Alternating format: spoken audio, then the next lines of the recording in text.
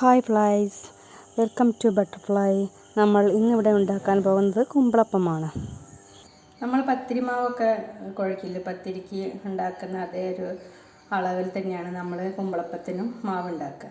ഇതിപ്പോൾ 2.5 ഗ്ലാസ് പൊടിയും അതിന് വേണ്ടി 2.5 ഗ്ലാസ് വെള്ളമാണ്. 2.5 ഗ്ലാസ് വെള്ളം നമ്മൾ ഉപ്പിട്ട് തിളപ്പിച്ചിട്ട് ആ വെള്ളത്തിലേക്ക് പൊടിയിട്ടിട്ട് നന്നായിട്ട് ഇളക്കി ആ വെള്ളത്തിൽ പൊടി യോജിപ്പിച്ച് തണുത്തതിന് ശേഷം നമ്മൾ അത് കുഴച്ചെടുക്കുക.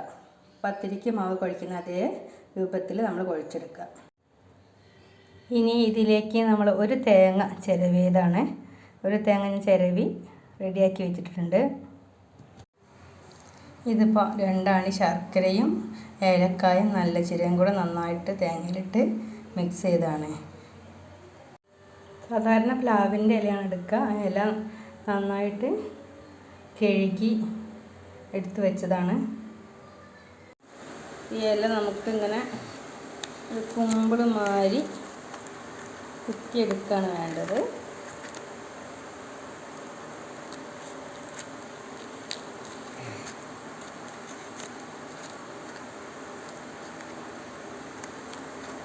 എന്നിട്ട് ഒരു ഈർക്കിലെടുത്തിട്ട് ഇങ്ങനെ കുമ്പിള് മാതിരി ഇതിലാണ് നമ്മൾ മാവ് നിറയ്ക്കേണ്ടത്.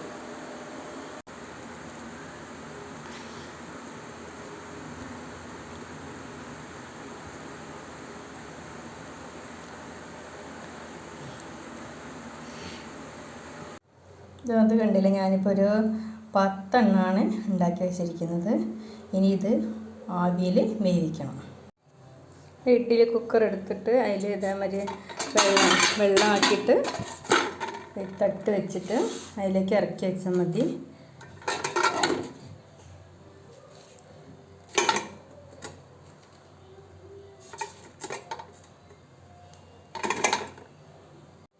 ഇത് കണ്ടില്ലേ, ഒരു തട്ട് വെച്ചിട്ട് ഇങ്ങനെ 10 എണ്ണത്തിൽ വേവിച്ചാലും മതി, ഇങ്ങനെ ആക്കിയാലും മതി, കുഴപ്പമൊന്നുമില്ല. ഇത് ആവിയിലിട്ടിട്ട് നമുക്ക് നന്നായിട്ടൊന്ന് വേവിക്കാം. ഇതാ നമ്മുടെ കുമ്പളപ്പം റെഡി ആയിട്ടുണ്ട്. നമുക്കൊന്ന് കഴിച്ച് നോക്കിയാലോ. എന്നിട്ടതൊന്ന് പൊളിക്ക്, അത് കഴിച്ച് നോക്ക്.